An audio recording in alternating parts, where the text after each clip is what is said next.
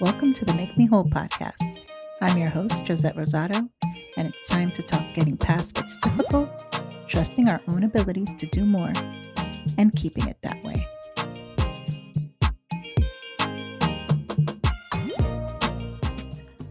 Hey guys, welcome back, and thank you so much for joining me today. I really wanted to get into a conversation about narcissism.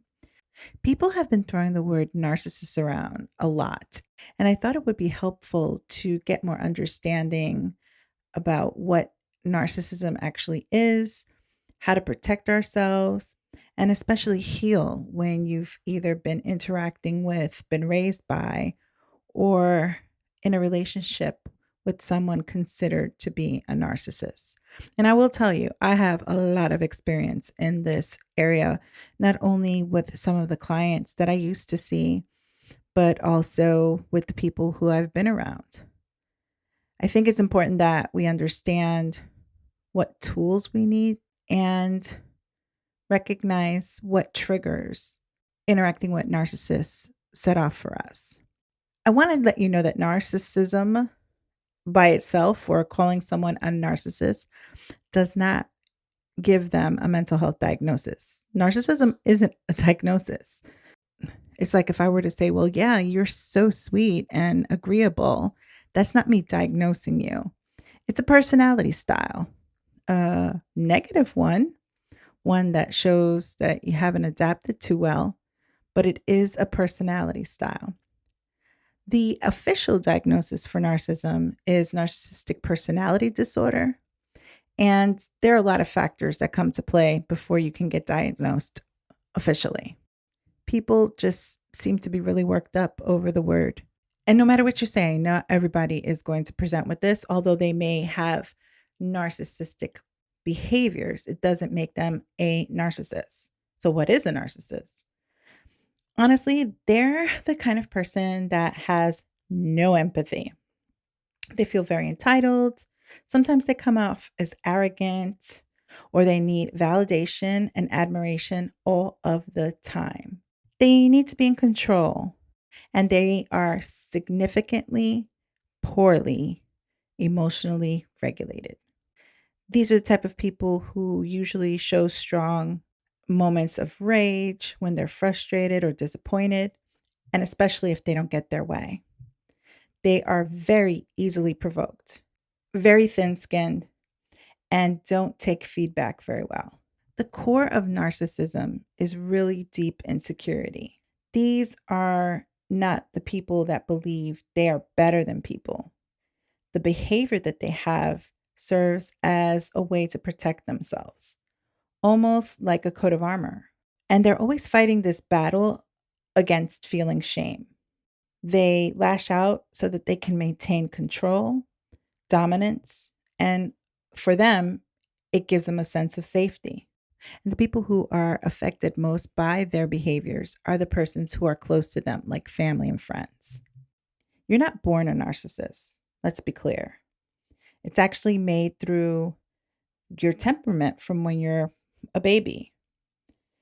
It's like you have that one kid who's really agreeable and laughs all the time and, follows all the instructions that you give them, wants to do the right thing.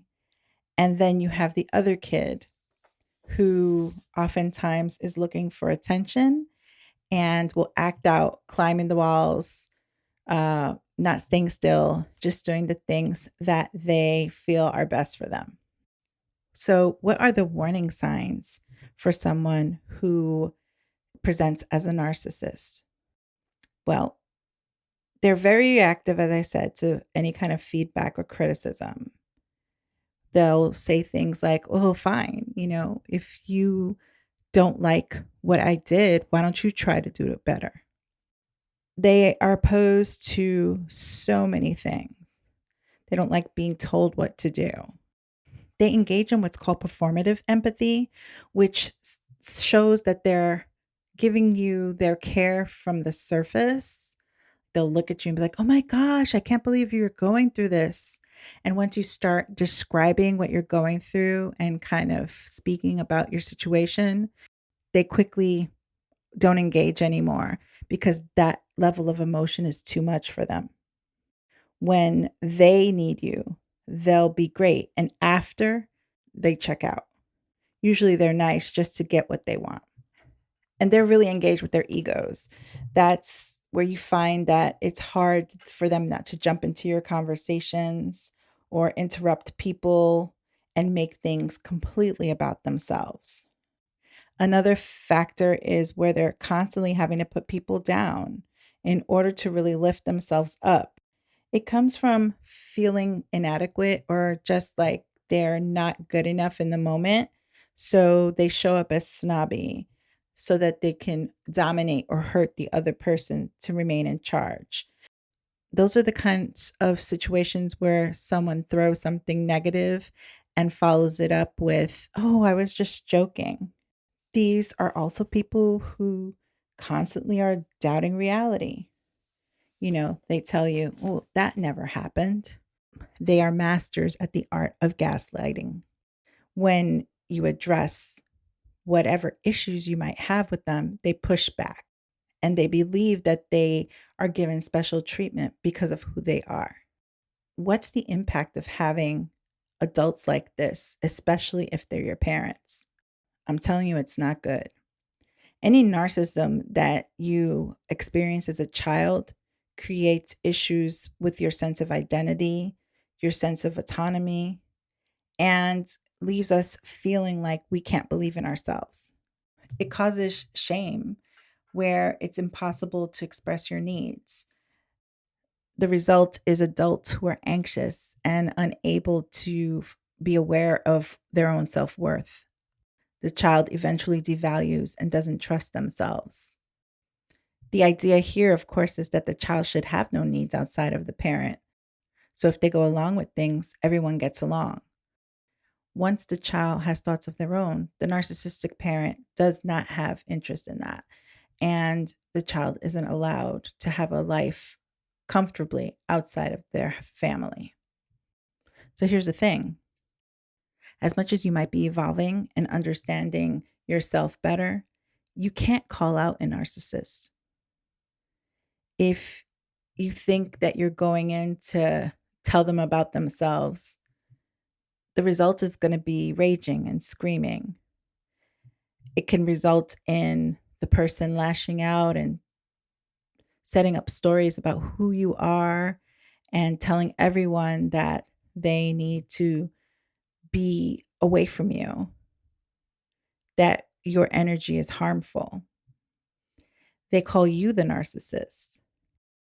I'll tell you right now, they are not going to change. The way you handle them is to see them and change your behavior. You have to stop being that landing port for them, stop engaging with them, stop taking the bait. An example I can give you was actually presented in a podcast with Mel Robbins, but gosh, did it speak to me. She gave the example of calling home, and the parent who picks up the phone says, "I haven't heard from you in a while." Normally, that's a trigger. You want to say something like, "Oh, the phone works both ways." But when you're dealing with a narcissist, that's just fuel for their fire. Instead, you can say something like, "No, you haven't." And that leaves them nowhere to go. There's a concept called True North. And what it involves is considering what in your life is worth fighting for, what's healthy for you. So, in the same example, when you're keeping yourself protected by someone who presents narcissistic behavior, you might feel guilty. But you have to ask yourself, what did I do wrong? Remember that sometimes our actions, especially when we're protective of ourselves, isn't what the narcissist wants you to do. So, no matter what action you take or what course you decide, you will always be seen as wrong. So, how do you protect yourself? Don't give in to the abuse, because when you do, you reinforce the cycle. You have to work at being authentic and draw those boundaries. Now, I know this isn't easy because, you're going against the grain. You're alone most times when you're doing this, and you're weeding out people from your life who actually cause you more harm than good. Remember, you can't change them. And because insecurity is their core, they will always be upset. And I know we feel bad because they're not happy. But having empathy for these people doesn't mean that you have to take the punches. And especially in families, the narcissists in our family are committed to the look. They want to have the right picture perfect moment for everyone to see.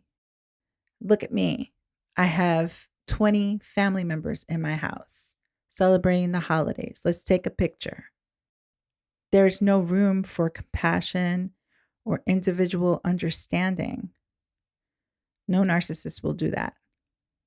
They feel entitled to you being there when they want you there. So take into consideration, the only way to make change in a relationship with anyone, especially a narcissist, is to change your own behavior and not give in to the things that you normally would. Change the story. Give yourself the room to do something different, something they don't expect. As we're getting ready for the upcoming holidays, and with all the work we've done all year to make sure this time is right, we deserve to make things as pleasant and as peaceful as they need to be. Okay, guys, so the name of the game is boundaries, and you can manage your reaction better than you can get into a fight with someone who's not ready or regulated enough to fight fair. Just keep that in mind. This is episode 32, and we are going to end our season on episode 35. So we've got 3 more episodes before we take a well-needed break for the upcoming holiday season. Thank you so much to everyone who's been supportive and listening to the podcast. Please reach out to me by email at makemewhole@bossesofbliss.com. You can find us on Facebook and Instagram at Bosses of Bliss, and of course on TikTok at Blissful Boss. Remember, complain less and do more. And I will see you on the next one. Bye.